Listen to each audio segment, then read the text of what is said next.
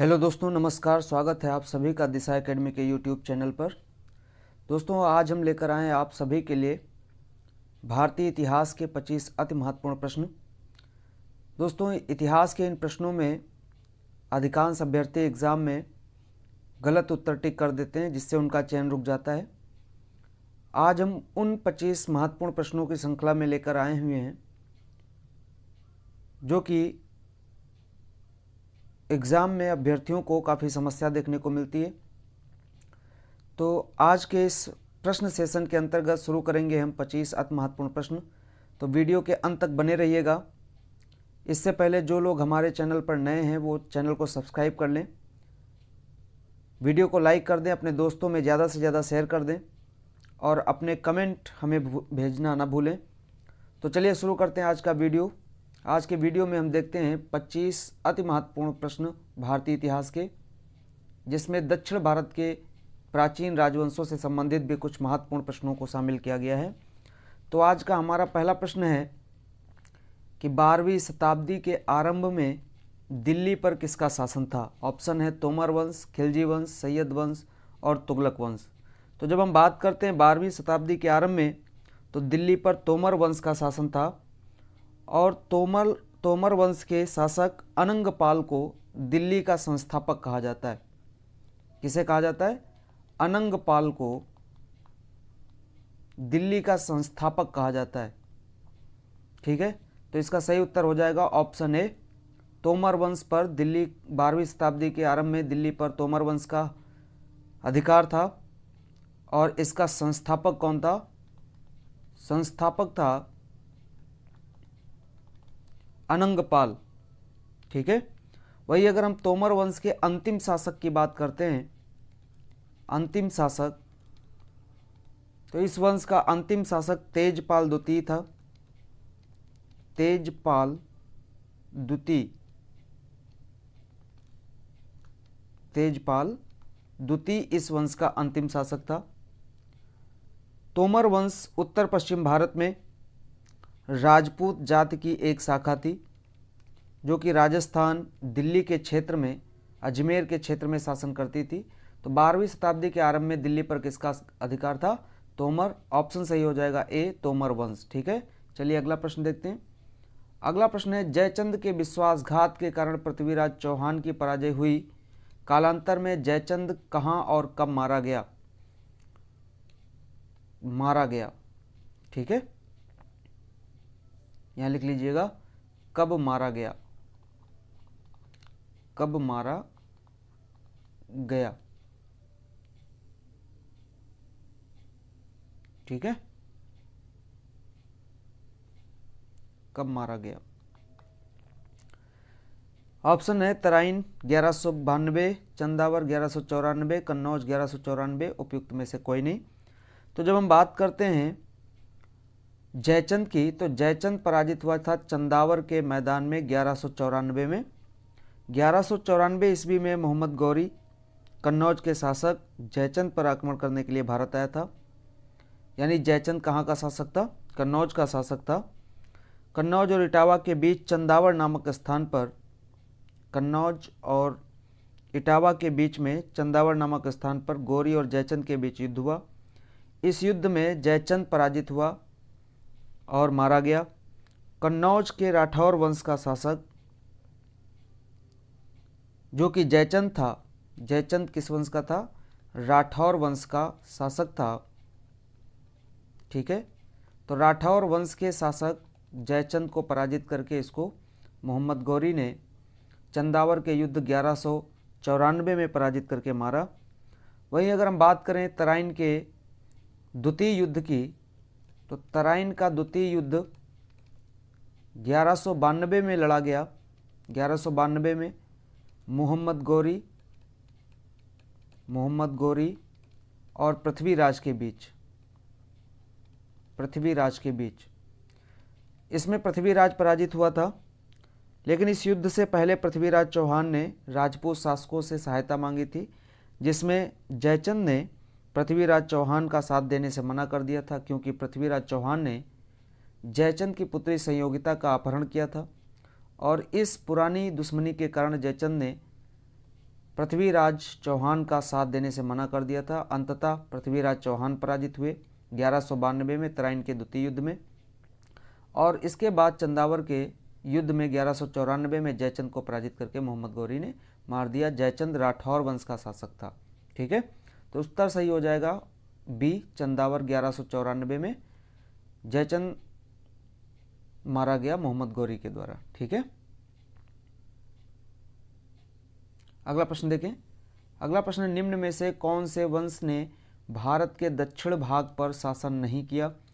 जब हम बात करते हैं दक्षिण भारत में शासन करने की, तो राजपूत वंश जिसका शासनकाल राजस्थान, दिल्ली के आसपास, दिल्ली, पंजाब, मध्य प्रदेश, राजस्थान के आसपास क्षेत्रों पर था, तो राजपूतों ने दक्षिण भारत पर शासन नहीं किया।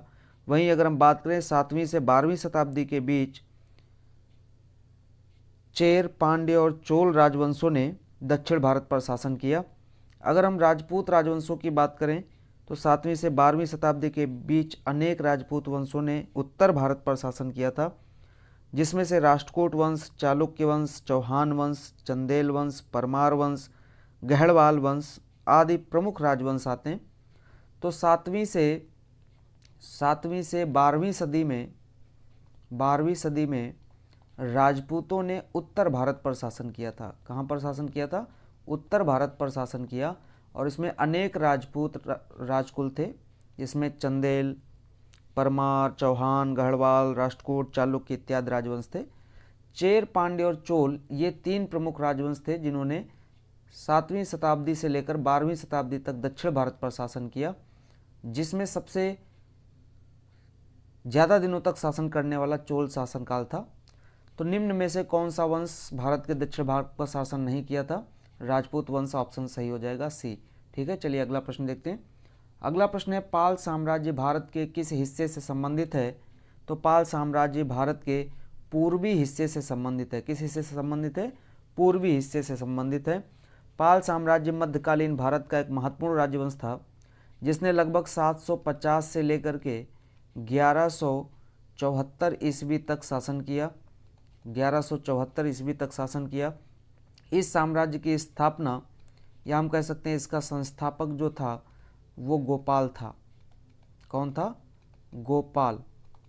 गोपाल पाल वंश का संस्थापक था, पाल साम्राज्य का संस्थापक था।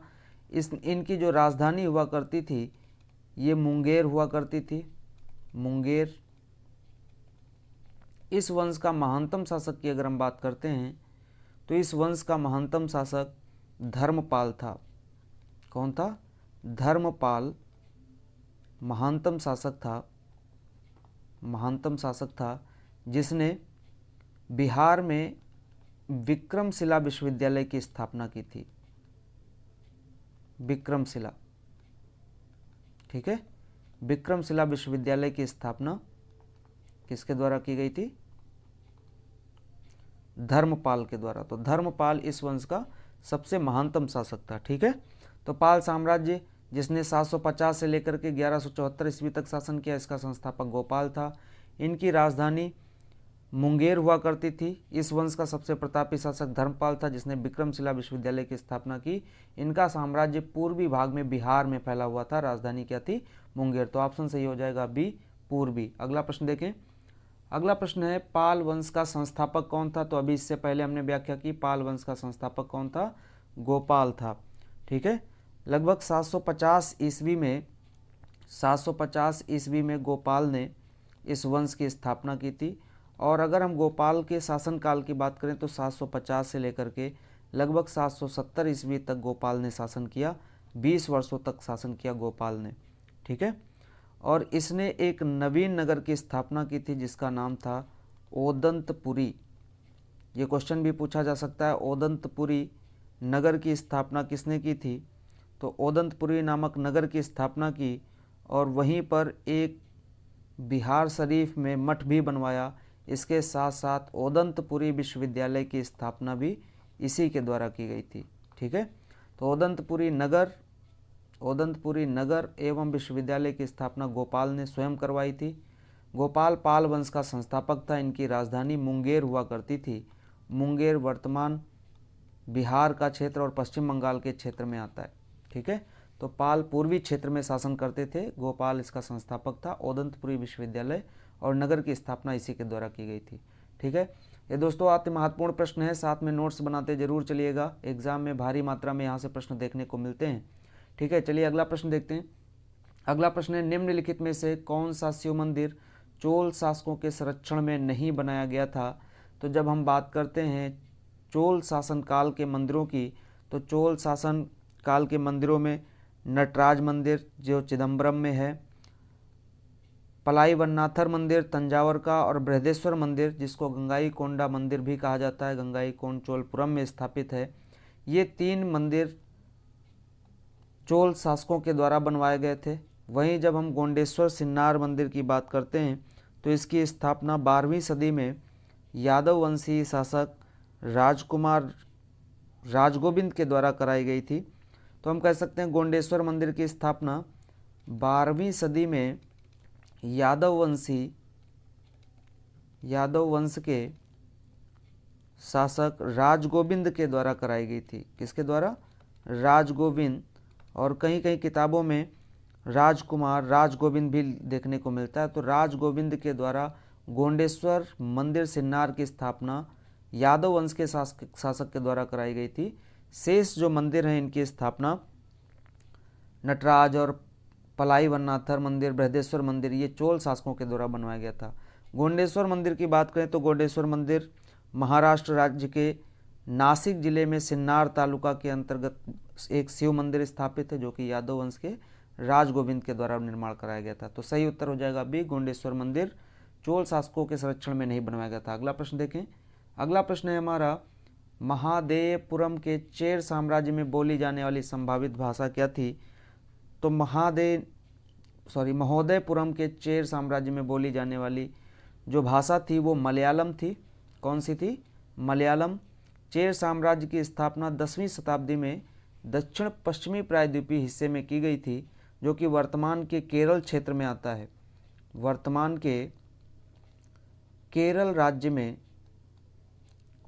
केरल के क्षेत्र में चेर राज्य की स्थापना की गई थी। ठीक है, इन शासकों ने अपने अभिलेख मलयालम भाषा में उत्कीर्ण कराए थे। जिस अवधि में संगम साहित्य संकलित किया गया था उसे काल में चेर, पांडे और चोल प्रमुख राजवंश दक्षिण भारत में शासन कर रहे थे। तो संगम काल के दौरान 3 राजवंश थे, चेर, चोल और पांडे, जिसमें चेर क्षेत्र जो था वो दक्षिण पश्चिमी तटीय क्षेत्र में प्रायद्वीपीय हिस्से में था, वर्तमान के केरल क्षेत्र में, और इनकी राजकीय भाषा मलयालम हुआ करती थी। तो उत्तर सही हो जाएगा ए, मलयालम महोदयपुरम के चेर साम्राज्य में बोली जाने वाली संभावित भाषा थी। अगला प्रश्न देखते हैं। अगला प्रश्न है, सिंचाई के लिए 16 मील लंबी चोल झील का निर्माण इनमें से किस शासक ने कराया था? तो जब चोल झील का उल्लेख किया जाता है तो सिंचाई के लिए 16 मील लंबी चोल मंडलम नामक एक झील का निर्माण राजेंद्र प्रथम ने करवाया था। राजेंद्र प्रथम के शासनकाल की अगर हम बात करें तो 1014 से लेकर के 1044 तक लगभग 30 वर्षों का शासनकाल रहा। इस 30 वर्ष के शासनकाल में राजेंद्र प्रथम ने श्रीलंका के शासक राजा महेंद्र को बंदी बनाया। इसके साथ साथ गंगा नदी को पार करके इसने गंगाईकोंड चोल की उपाधि धारण की। चोल गमगम नामक एक तालाब का निर्माण कराया, साथ साथ एक चोल मंडलम नामक झील का भी निर्माण कराया था। श्रीलंका पर अधिकार करने के बाद इसने मुम्डी चोलपुरम की स्थापना की और मुम्डीकोंड चोल की उपाधि भी ग्रहण की थी। तो गंगाईकोंड की उपाधि, मुम्डीकोंड की उपाधि किसने ली थी? राजेंद्र प्रथम ने। इसके साथ साथ गंगाईकोंड चोलपुरम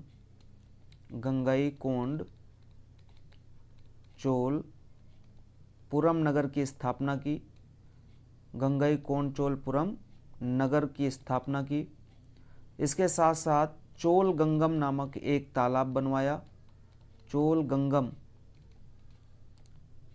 ठीक है, सिंचाई के लिए एक तालाब चोल गंगम नामक चोल गंगम तालाब भी बनवाया।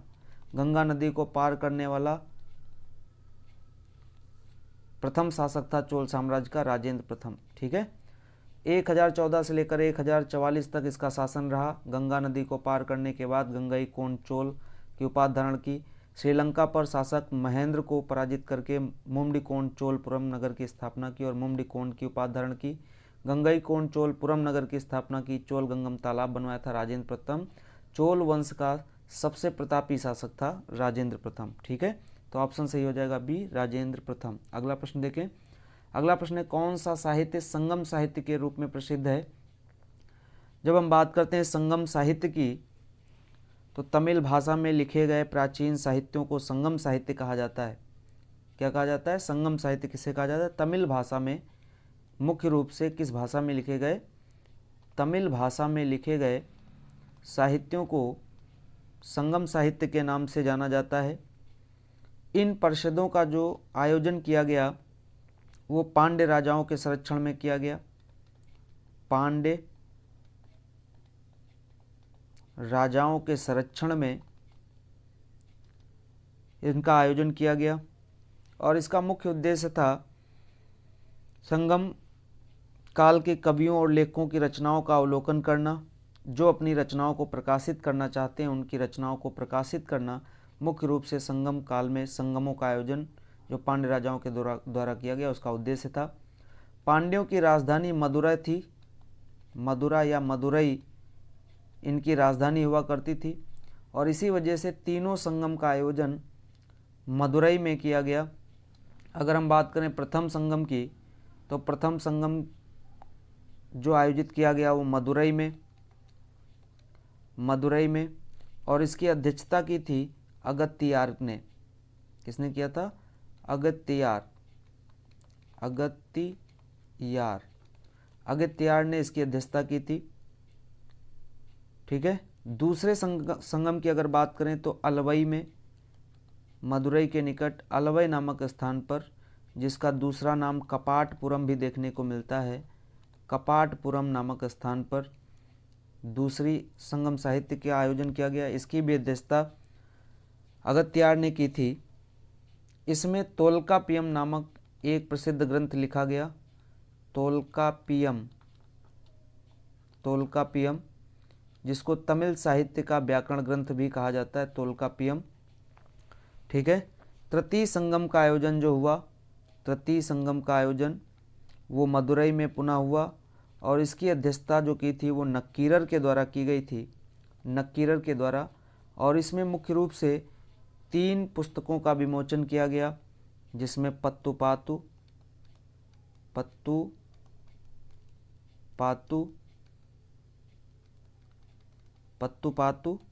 इत्तुत्तोगई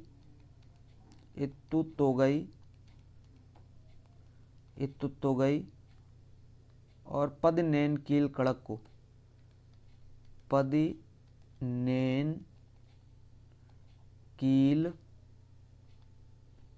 यहाँ लिखे दे रहे हैं पदिनेन कील कडक्कु।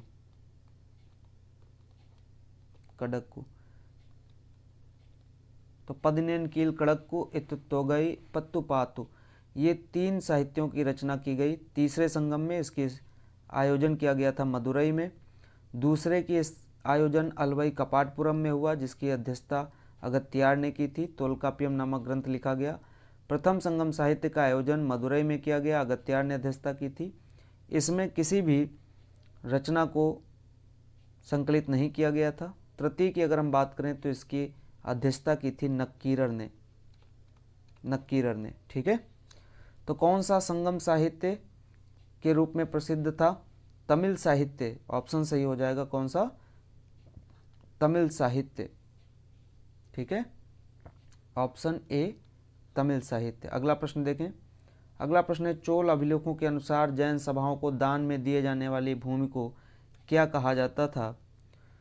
तो चोल अभिलेखों के अनुसार चोल काल में भूमि जो दान में दी जाती थी उनके अलग अलग नाम थे। यहाँ पर पूछा गया जैन सभाओं में दी जाने वाली भूमि को, तो जैन सभाओं में दी जाने वाली भूमि को पल्ली छादम कहा जाता था।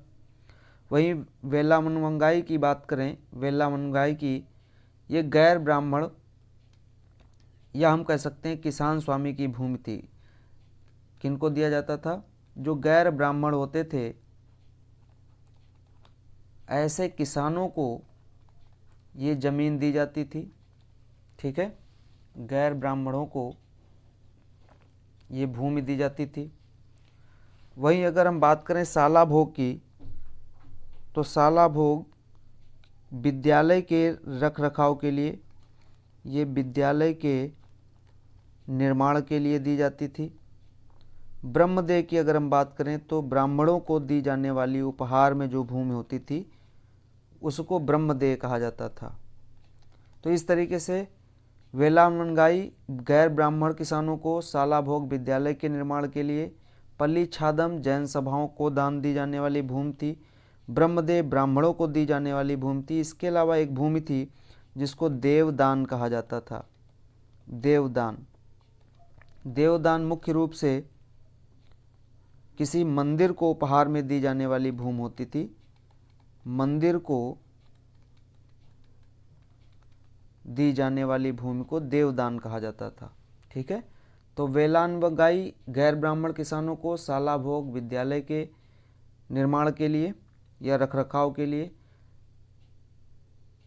पल्ली छादम जैन सभाओं को, ब्रह्मदेव ब्राह्मणों को और देवदान मंदिरों को दी जाने वाली भूमि को चोल अभिलेखों में अलग अलग नामों से जाना गया है। ठीक है, वहीं अगर हम बात करते हैं चोल शासनकाल के उच्च पदाधिकारियों को, तो उच्च अधिकारियों को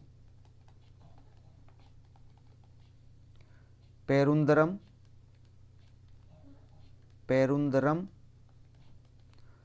और निम्न अधिकारियों को या निम्न श्रेणी के अधिकारियों को, निम्न श्रेणी के जो अधिकारी होते थे उनको सेरुंदरम कहा जाता था। सेरुंदरम या सेरुंदन भी कह सकते हैं, सेरुंदन। ठीक है, पेरुंदरम और सेरुंदन, निम्न श्रेणी के अधिकारियों को सेरुंदरन और उच्च अधिकारियों को पेरुंदरम कहा जाता था। ठीक है, तो इस प्रश्न का उत्तर हो जाएगा पल्ली छादम जैन सभाओं को दान में दी जाने वाली भूमि को चोल अभिलेखों में कहा गया है। अगला प्रश्न देखें। अगला प्रश्न है प्रसिद्ध संस्कृत ग्रंथ लीलावती किस विषय पर लिखा गया है? तो लीलावती मुख्य रूप से गणित विषय पर आधारित पुस्तक है। किस विषय पर आधारित है? गणित विषय पर। लीलावती का जो विषय है वो गणित है। गणित के साथ साथ इसमें खगोल शास्त्र के बारे में भी लिखा है।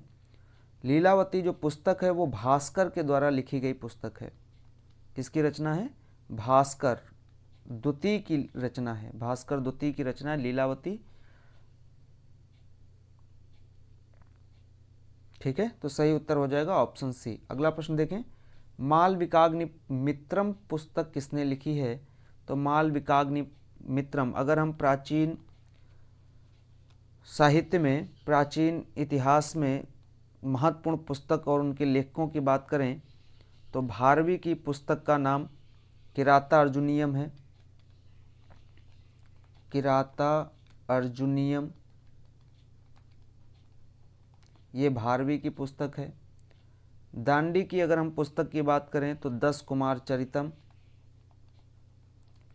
10 कुमार चरितम। भास की पुस्तक का नाम स्वप्नवास दत्ता, स्वप्न वासदत्ता, जिसमें वासदत्ता और वत्स के शासक उदयन की प्रेम कथा है। वहीं कालिदास की अगर हम बात करें तो कालिदास की रचना अभिज्ञान, शाकुंतलम, मालविकाग्निमित्रम, मेघदूतम इत्यादि रचना कालिदास की हैं। तो मालविकाग्निमित्रम किसकी पुस्तक हो जाएगी? कालिदास की हो जाएगी। ठीक है, इसके अलावा अगर हम देखें तो पाणिनि की पुस्तक अष्टाध्यायी, ठीक है। पंचतंत्र विष्णु शर्मा, पंचतंत्र विष्णु शर्मा की पुस्तक है, विष्णु शर्मा की पुस्तक पंचतंत्र है। सूर्य सिद्धांत, सूर्य सिद्धांत आर्यभट्ट की पुस्तक है, आर्यभट्ट। पृथ्वीराज रासो, पृथ्वीराज रासो चंद्रबरदाई, चंद्रबरदाई की रचना है। गीत गोविंद, गीत गोविंद जयदेव की रचना है, जयदेव। बुद्ध चरितम, बुद्ध चरितम अश्वघोष की रचना है, अश्वघोष। कामसूत्र वात्स्यायन की रचना है, कामसूत्र वात्स्यायन।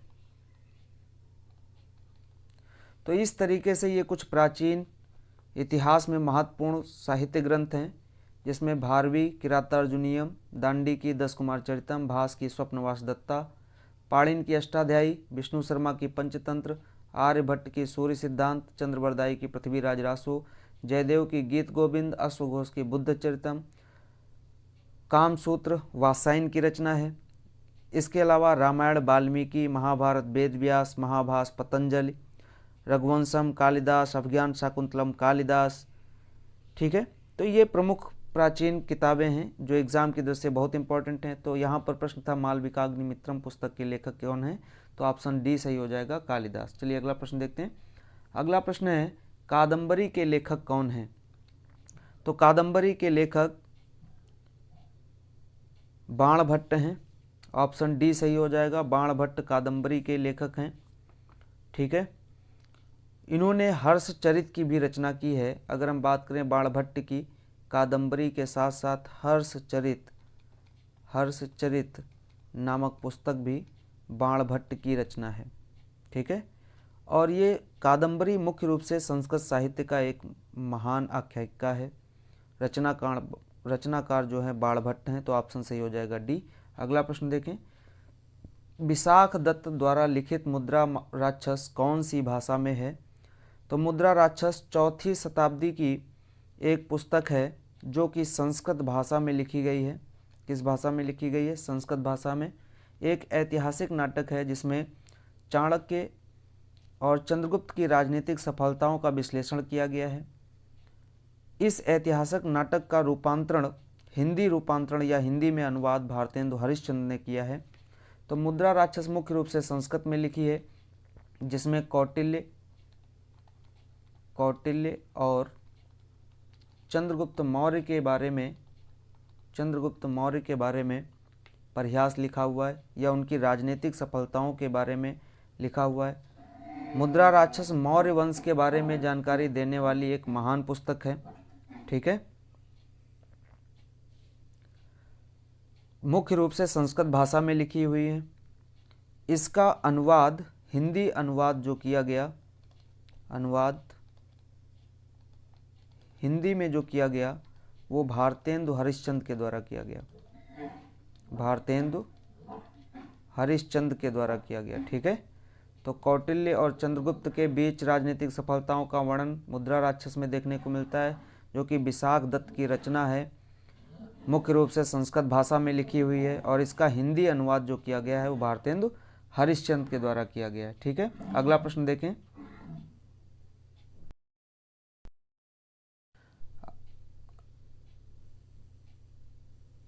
अगला प्रश्न है हमारा, मेगस्थनीज जिसने भारत के बारे में प्रसिद्ध ग्रंथ इंडिका लिखी, वह मूल रूप से किस देश का था। तो जब हम बात करते हैं मेगस्थनीज की, तो मेगस्थनीज चंद्रगुप्त मौर्य के दरबार में 304 ईसा पूर्व को सेल्यूकस निकेटर के राजदूत के रूप में चंद्रगुप्त मौर्य के दरबार में आया था, जो कि मुख्य रूप से यूनान यानी ग्रीस देश का रहने वाला था। तो ऑप्शन सही हो जाएगा बी। तो मेगस्थनीज यूनान ग्रीस का निवासी था, सेल्यूकस का राजदूत बनकर के 304 ईसा पूर्व में भारत आया। इसने जो कुछ भारत के बारे में देखा, उसने अपनी प्रसिद्ध पुस्तक इंडिका नामक पुस्तक में इसका वर्णन किया। ठीक है, तो इसका सही उत्तर हो जाएगा ग्रीस। मेगास्थनीज निवासी था ग्रीस देश का, यूनान का निवासी था। ठीक है, चलिए अगला प्रश्न देखते हैं। अगला प्रश्न है प्रसिद्ध विरूपाक्ष मंदिर कहाँ स्थित है? प्रसिद्ध विरूपाक्ष मंदिर कर्नाटक राज्य के हम्पी में स्थित है। तो ऑप्शन सही हो जाएगा डी, हम्पी में तुंगभद्रा नदी के किनारे, तुंगभद्रा नदी के किनारे हम्पी बसा हुआ है। क्वेश्चन पूछा जा सकता है हम्पी किस नदी के किनारे है, तो हम्पी तुंगभद्रा नदी के किनारे स्थित है, जहाँ पर विरूपाक्ष मंदिर स्थापित है और यह मंदिर भगवान शिव के रूप में समर्पित है। यह मंदिर विक्रमादित्य द्वितीय की रानी लोका महादेवी के द्वारा बनवाया गया था। विक्रमादित्य द्वितीय की महारानी लोका देवी के द्वारा बनवाया गया था और यह मंदिर जो है विरूपाक्ष मंदिर वो द्रविड़ शैली का उत्कृष्ट नमूना है। जब हम मंदिरों के निर्माण की बात करते हैं तो उत्तर भारत के जो मंदिर हैं, उत्तर भारत के मंदिर नागर शैली में, नागर शैली, मध्य भारत के बेसर शैली तथा दक्षिण भारत के जो मंदिर हैं, दक्षिण भारत के मंदिर वो द्रविड़ शैली में देखने को मिलते हैं। तो प्रसिद्ध विरूपाक्ष मंदिर द्रविड़ शैली का मंदिर है जो कि लोका देवी, चंद्रगुप्त द्वितीय की पत्नी लोका देवी के द्वारा बनवाया गया मंदिर है। हम्पी जो कि तुंगभद्रा नदी के किनारे स्थित है वहाँ पर बनाया गया एक शिव मंदिर है। इसको यूनेस्को के द्वारा विश्व विरासत सूची में भी शामिल किया गया है। तो प्रसिद्ध विरूपाक्ष मंदिर हम्पी में तुंगभद्रा नदी के किनारे भगवान शिव को समर्पित मंदिर है, द्रविड़ शैली का उत्कृष्ट नमूना है। चलिए अगला प्रश्न देखते हैं। अगला प्रश्न है खजुराहो समूह के प्रसिद्ध स्मारक किस राज्य में हैं? खजुराहो समूह के प्रसिद्ध स्मारक मध्य प्रदेश राज्य के छतरपुर जिले के अंतर्गत आते हैं। तो ऑप्शन सही हो जाएगा बी, मध्य प्रदेश के छतरपुर जिले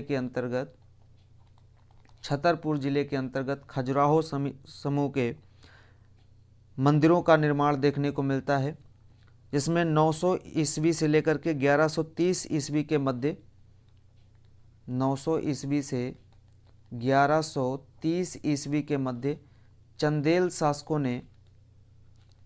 शासकों के द्वारा इसका निर्माण करवाया गया था। इसमें कंदरिया महादेव मंदिर विश्वविख्यात मंदिर है जो कि सर्वोत्तम निर्माण की दृष्टि से सर्वोत्तम कला प्रदर्शित करता है। तो खजुराहो का प्रसिद्ध मंदिर चंदेल शासकों के द्वारा बनवाया गया मध्य प्रदेश के छतरपुर जिले में और इन मंदिरों का निर्माण 900 ईस्वी से लेकर के 1130 ईस्वी के मध्य कराया गया। इसमें कंदरिया महादेव मंदिर सर्वोत्तम मंदिर है। तो ऑप्शन सही हो जाएगा मध्य प्रदेश। अगला प्रश्न देखें। अगला है खाली स्थान है। मंदिर एलोरा महाराष्ट्र में स्थित एक प्राचीन हिंदू मंदिर है जो चट्टानों को काट कर बनाए गए सबसे बड़े मंदिरों में एक है। तो जब हम बात करते हैं कैलाश मंदिर की, तो कैलाश मंदिर एलोरा महाराष्ट्र में स्थित एक प्राचीन मंदिर है जो कि दुनिया में सबसे बड़ा एकात्मक मंदिर है। ये एलोरा की गुफाओं में स्थित है। इसका निर्माण 8वीं शताब्दी में इसका निर्माण राष्ट्रकूट शासकों के द्वारा, या हम कह सकते हैं राष्ट्रकूट शासक कृष्ण प्रथम ने करवाया था। कृष्ण प्रथम के द्वारा इसका निर्माण करवाया गया था। ठीक है, तो कैलाश का प्रसिद्ध एलोरा मंदिर महाराष्ट्र में स्थित एक प्राचीन मंदिर है जो कि विश्व का सबसे बड़ा एकात्म मंदिर है। एलोरा की गुफाओं में महाराष्ट्र में बनाया गया 8वीं शताब्दी में राष्ट्रकूट शासक कृष्ण प्रथम के द्वारा। तो सही उत्तर हो जाएगा डी, कैलाश मंदिर। ठीक है, अगला प्रश्न देखते हैं। अगला प्रश्न है हमारा मथुरा कला स्कूल कब अपने शिखर पर पहुंचा?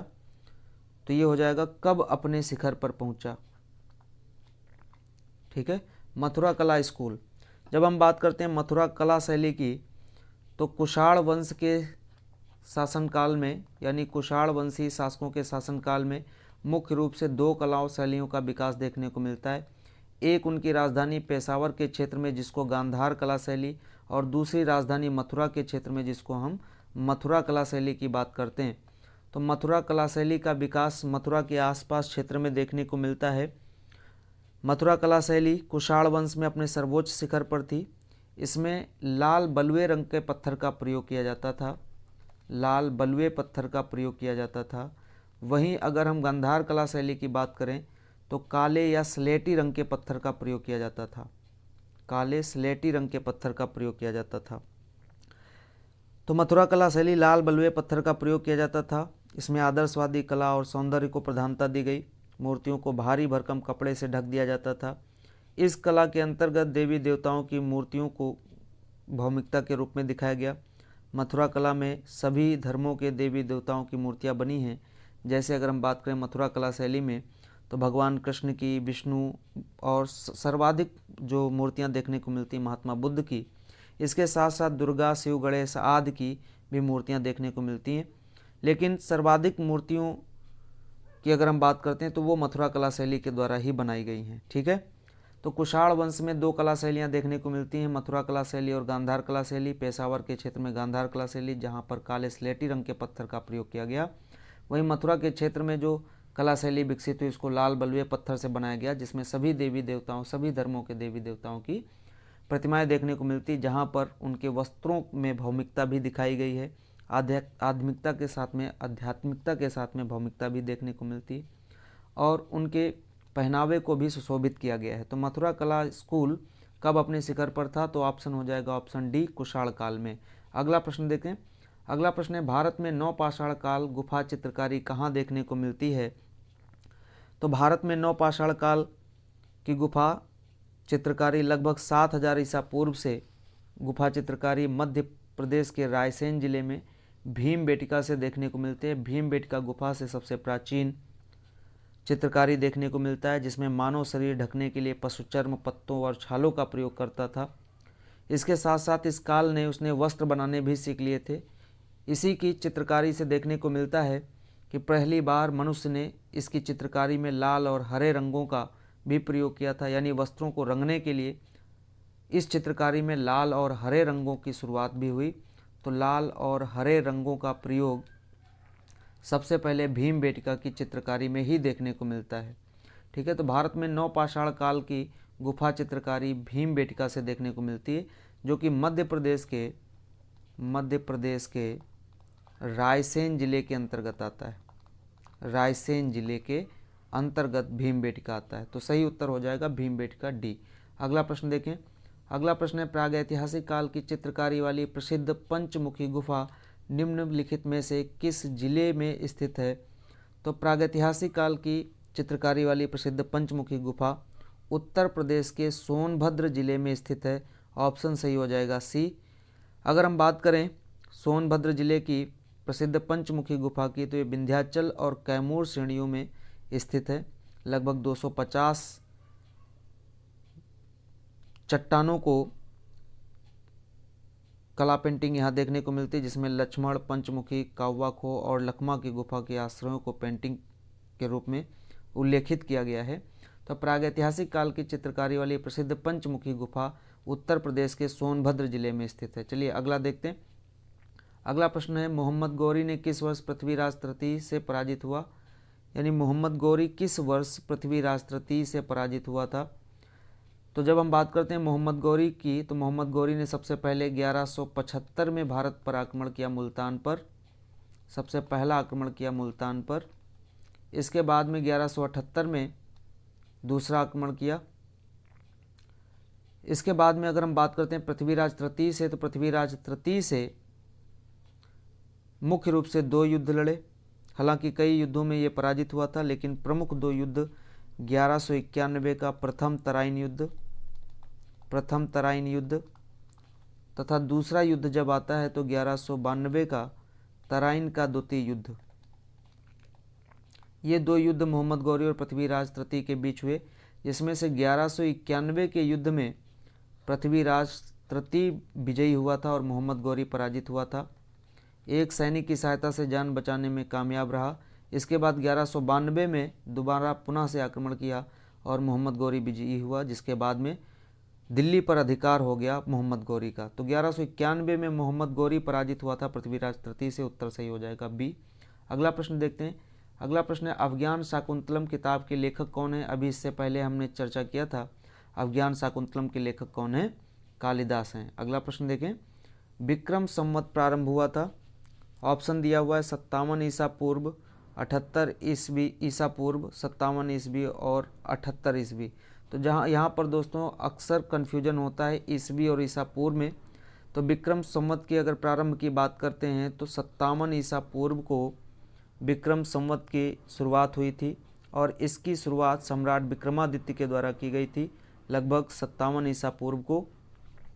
वहीं अगर हम बात करें 78 ईस्वी की, तो 78 ईस्वी में कुषाण वंशी शासक कनिष्क के द्वारा शक संवत की शुरुआत की गई थी। तो शक संवत शुरुआत किया गया 78 ईस्वी में। 57 ईसा पूर्व को विक्रमादित्य के द्वारा विक्रम संवत की शुरुआत की गई, जो कि सबसे प्राचीन संवत माना जाता है। ठीक है। वहीं पर अगर एक और संवत की बात करें तो मोहम्मद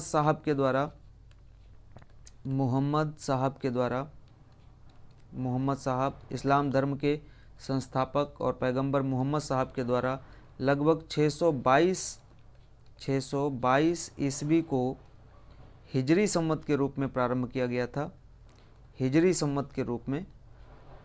इसके अलावा अगर हम देखें तो एक इलाही संवत की शुरुआत अकबर के द्वारा की गई थी। इलाही संवत की शुरुआत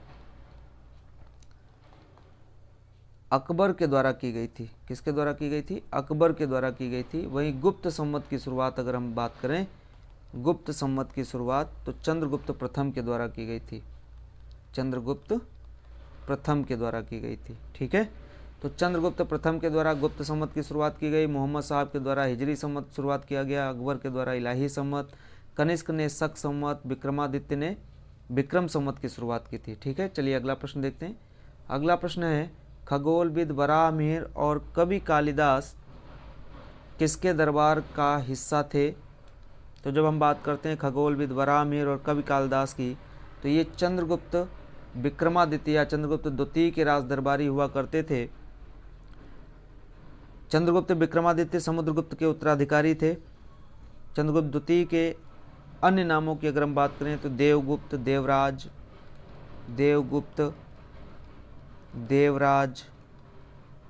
विक्रमादित्य,